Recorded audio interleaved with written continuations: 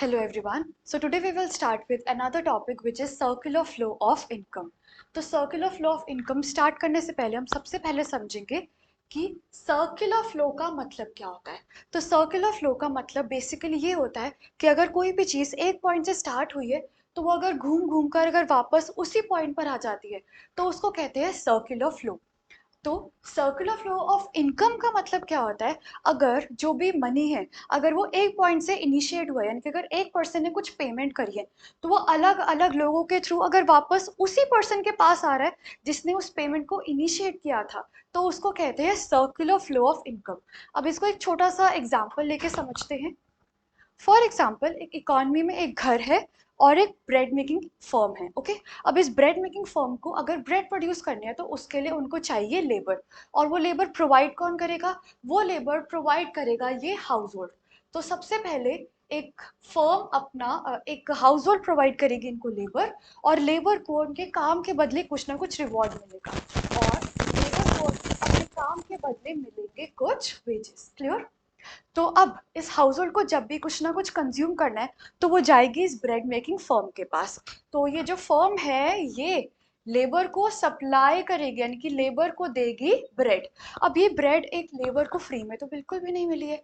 उस ब्रेड के बदले इस फर्म को कुछ ना कुछ इन्हें पेमेंट तो करना ही पड़ेगा एंड उस पेमेंट को हम बोलेंगे price for bread. Clear. Price paid for bread. अब जो ये फर्म है ये इस मनी को यूज कर कर सारी प्रोडक्शन करेगी एंड बदले में अपने लेबर को ये वेजेस के फॉर्म में पैसे देगी और इसी वेजेस को यूज कर कर ये जो हाउस होल्ड है ये ब्रेड के लिए पे करेगा. अगेन ये फर्म प्राइस फॉर ब्रेड को यूज कर कर लेबर को वेजेस देगी और वही जो लेबर है वो उस प्राइस को यूज कर कर ब्रेड के लिए प्राइस पे करेगी. ऐसे ये जो पूरा प्रोसेस है ये हमारा जो मनी है ये कॉन्टिन्यूसली मूव करता रहेगा between a house hold and a firm.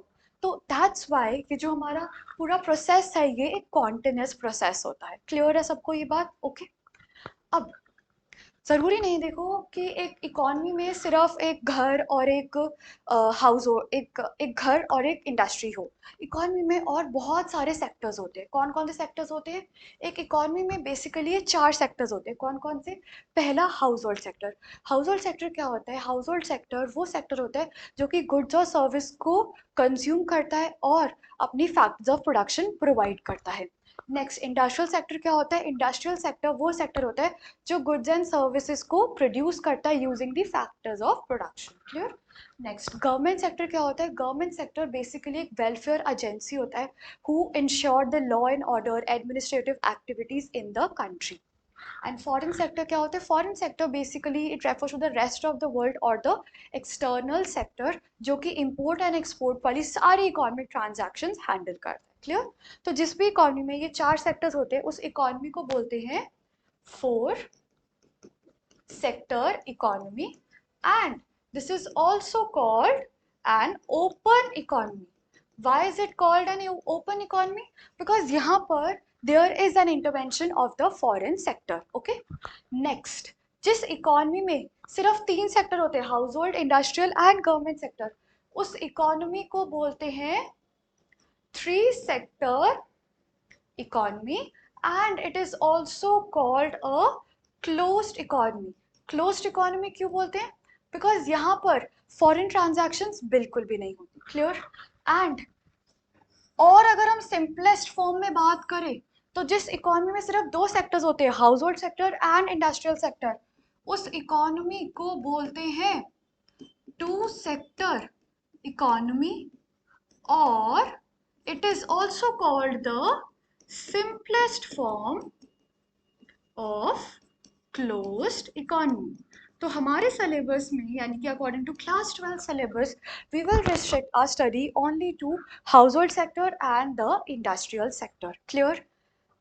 Y is it called the simplest form of closed economy. Because यहाँ पर ना ही कोई गवर्नमेंट इंटरवेंशन होगा एंड ना ही कोई फॉरेन सेक्टर के साथ इम्पोर्ट एंड एक्सपोर्ट ट्रांजैक्शंस होता है. क्लियर. तो हम एक ऐसी इकोनॉमी में सारी सर्कुलर फ्लो पढ़ेंगे जहाँ पर सिर्फ house hold and industrial sector होगा. क्लियर. ओके तो चलो स्टार्ट करते हैं. जैसे हमें पता है हमें ऐसी इकोनॉमी में डील कर रहे हैं जहाँ पर सिर्फ हाउस होल्ड सेक्टर है और इंडस्ट्रियल सेक्टर है। क्लियर? तो मैं ऐसे इकोनॉमी में सर्कुलर फ्लो ऑफ इनकम के बारे में पढ़ना शुरू करते। ओके, तो सबसे पहले क्या होगा, सबसे पहले इस इंडस्ट्री को अगर कोई भी गुड या कोई भी सर्विस प्रोड्यूस करना है, तो उन गुड एंड सर्विस को प्रोड्यूस करने के लिए हाउस होल्ड सेक्टर इस इंडस्ट्रियल सेक्टर को देगा अपने factors of production. Okay, since यहाँ पर फैक्टर ऑफ प्रोडक्शन इन्वॉल्व है, इसीलिए this is also called factor flow. And factor of production क्या होते हैं? They are land, labour, capital, and all of you already know last is the entrepreneur। clear? और अब इन सारे फैक्टर्स ऑफ प्रोडक्शन को अपनी सर्विसेज के बदले, अपने गुड्स के बदले कोई ना कोई रिवॉर्ड मिलेगा, और सबको अलग अलग फॉर्म में रिवॉर्ड मिलेगा। सॉरी, तो सबको अलग अलग फॉर्म में कोई ना कोई रिवॉर्ड मिलेगा। तो इन सबको जो रिवॉर्ड मिलेगा उसको बोलते हैं फैक्टर पेमेंट्स। क्या बोलते हैं? Factor payments. Okay, so land को अपना रिवॉर्ड मिलेगा इन the form of rent, labour को मिलता है वेजेस, कैपिटल को मिलता है इंटरेस्ट, एंड एंटरप्रेन्योर को मिलता है profit. Is this clear everybody? Okay, तो अब जब भी इस हाउस होल्ड को कोई गुड या कोई सर्विस कंज्यूम करना होगा, तो वो गुड या सर्विस उनको कौन देगा? वो देगा इनको एक इंडस्ट्रियल सेक्टर। ओके, सो इंडस्ट्रियल सेक्टर इस हाउस होल्ड सेक्टर को प्रोवाइड करेगा finished goods and service। okay, and that's why it is also called product flow। this clear to everybody? all right, very good। Okay, अब जो भी good और service इनको मिले हैं, वो हाउस होल्ड को उसके बदले, उस गुड या सर्विस के बदले कुछ ना कुछ प्राइस तो पे करना पड़ेगा। और वो प्राइस उनके पास, वो पैसे उनके पास कहाँ से आएंगे? वो वही वाले पैसे हैं जो उनको फैक्टर पेमेंट की फॉर्म में मिले थे। क्लियर? तो अब ये हाउस होल्ड इंडस्ट्रियल सेक्टर को करेगा प्राइस पे। It is called the price for finished goods and services। is this clear? okay, and it is also known as consumption expenditure। it is also known as consumption expenditure। I hope this is clear to everybody. और यही पैसा use कर कर ये industrial sector अपने सारे factors of production को payment करेगी, और वही पैसा हाउस होल्ड सेक्टर यूज कर कर इन्हें प्राइस पे करेगा। एंड ये पूरा जो प्रोसेस है ये कॉन्टिन्यूसली चलता रहेगा। That's why this whole process is known as circular flow of income. Clear? तो यहाँ पर आप दो सर्कल्स देख रहे हो, एक सर्कल जो मैंने ग्रीन कलर से बनाया है, और दूसरा सर्कल जो मैंने वाइट कलर से ड्रॉ करा है। क्लियर? तो इन दोनों सर्कल्स का अलग अलग एक पर्टिकुलर नेम होता है। दिस ग्रीन सर्कल जो कि अंदर है, this is called the inner loop, and इस इनर लूप का एक स्पेसिफिक नेम होता है। ओके, इस इनर लूप का एक स्पेसिफिक नेम होता है। इस इनर लूप में हो क्या रहा है? इस इनर लूप में सबसे पहले house hold factor of production provide कर रहे हैं, एंड ये इंडस्ट्रियल सेक्टर उनको finish good and services supply कर रहा है। So this inner loop is also known as real flow। and since यहाँ पर physical good and services involved है, इस वजह से this is also called physical flow। this is clear to everybody? very good। next, now this white color वाला पूरा जो cycle आप देख रहे हैं, this is your outer loop. अब आउटर लूप में क्या हो रहा है? आउटर लूप में इन्हें फैक्टर पेमेंट मिल रही है, और उन्हीं फैक्टर पेमेंट के बदले ये उनको कंजम्पशन एक्सपेंडिचर प्राइस पे कर रहे हैं गुड और सर्विस के बदले। Clear? That's why this outer loop is called nominal flow. And since यहाँ पर मनी की इन्वॉल्वमेंट है throughout the loop, that's why it is also known as money flow. Clear है सबको अच्छे से? क्लियर है सबको अच्छे से? Okay, fine. दोनों लूप्स क्लियर है। Real flow which is also known as physical flow, and nominal flow which is also known as money flow. Okay, तो एक हमारी डेफिनेशन रह गई है सर्कुलर फ्लो ऑफ इनकम की on the first slide. Okay, अब आपको डेफिनेशन बहुत अच्छे से क्लियर हो जाएगी। Okay, so it refers to the cycle of generation of income. Obviously हम सर्कुलर फ्लो ऑफ इनकम में इनकम को ही जनरेट कर रहे हैं through the production process. Clear? हम क्या कर रहे हैं, हम एक प्रोडक्शन प्रोसेस के अंदर इनकम को जनरेट कर रहे हैं एंड उस इनकम को हम फिर फैक्टर्स ऑफ प्रोडक्शन को प्रोवाइड कर रहे हैं, right, in the form of factor payment, and then its circulation from households to firms, households to firm in the form of consumption expenditure on the goods and service produced by them.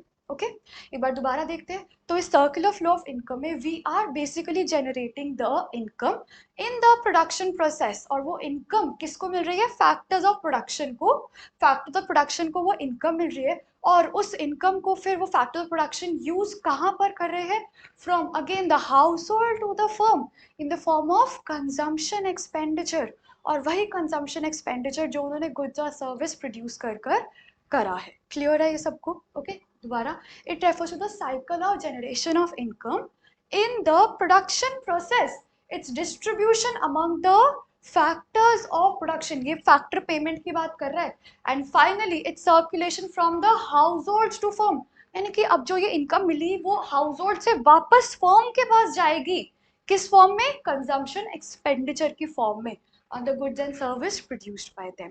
Clear है? Definition अच्छे से समझ आ गई है सबको? Great.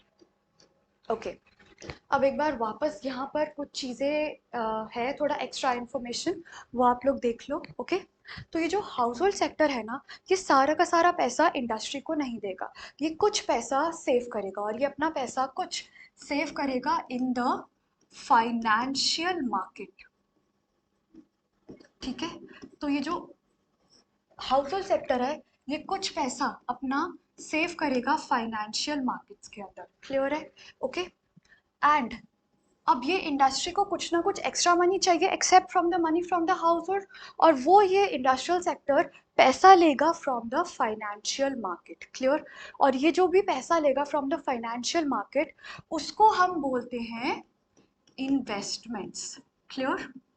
Okay, and one more thing, that is जो भी यहाँ पर हाउस होल्ड सेक्टर से फाइनेंशियल सेक्टर के पास, फाइनेंशियल मार्केट के पास पैसा जा रहा है इन द फॉर्म ऑफ सेविंग्स, तो ये जो पैसा इनके पास पहुँच रहा है ये पूरे के पूरे सर्कुलर फ्लो से निकल रहा है, इस वजह से हम इस सेविंग्स को बोलते हैं लीकेजेस, क्योंकि ये सर्कुलर फ्लो से निकल रहा है, एंड यहाँ पर जो पैसा इस सर्कुलर फ्लो से लीकेजेस के फॉर्म में निकल गया वही पैसा फाइनेंशियल मार्केट दोबारा से इंडस्ट्रियल सेक्टर को दे देती है, इसीलिए इसको बोलते हैं इंजेक्शंस। क्लियर है? एंड एक बैलेंस्ड इकोनॉमी के अंदर हमेशा लीकेजेस एंड इंजेक्शंस की वैल्यू हमेशा सेम होनी चाहिए। Is this clear to everybody? Okay, सबको क्लियर है? सबसे पहले यहाँ पे फैक्टर प्रोडक्शन प्रोवाइड करे गए और उसके बदले उनको फैक्टर पेमेंट मिली, फिर इन्होंने इनको फिर फर्म्स ने हाउस होल्ड को दिए फिनिश गुड्स एंड सर्विसेज, और उसके बदले उनको दिए price for finish goods and service, that is the consumption expenditure. The green color वाला inner loop is known as the real flow or physical flow, and बाहर वाला outer loop white color वाला is also known as nominal flow or money flow. अब एक छोटा सा topic करेंगे इसी के बेसिस पर, that is the difference between the real flow and nominal flow. Okay, तो रियल फ्लो में हो क्या रहा है, रियल फ्लो में सबसे पहले factors of services, factor services का फ्लो हो रहा है, कहाँ से कहाँ तक, हाउस होल्ड से फर्म्स पर सबसे पहले फैक्टर्स ऑफ सर्विसेज जा रहे हैं, फिर उसके बाद गुड्स एंड सर्विसेज वापस से फर्म से हाउस होल्ड के पास आ रहे हैं, राइट। एंड नॉमिनल फ्लो के अंदर क्या हो रहा है, सबसे पहले फैक्टर पेमेंट फर्म से हाउस होल्ड के पास जा रही है, ओके, फर्म से हाउस होल्ड के पास जा रही है, ओके, एंड देन उसके बाद कंजम्पशन एक्सपेंडिचर हाउस होल्ड से फर्म के पास जाता है। क्लियर है ये बात? सबको क्लियर हुआ real flow and nominal flow का मतलब क्या होता है? ओके, अब नेक्स्ट जो इसका बेसिस है डिफरेंस का, that is the kind of exchange. Okay, तो रियल फ्लो के अंदर there is the exchange of goods and services, and nominal flow में there is exchange of money. Clear? तो ध्यान रखना ये बेस डिफरेंस लिखते समय बेसिस लिखना बहुत जरूरी है। What is the alternate name for real flow? It is the physical flow. And what is the alternate name for nominal flow? It is called the money flow. Okay, next basis is difficulty in exchange, यानी कि barter exchange करते समय goods और service को exchange करना difficult होता है, right? Difficult होता है, वेयर एज बार्टर एक्सचेंज में मनी को एक्सचेंज करना बिल्कुल भी डिफिकल्ट नहीं होता है। क्लियर है?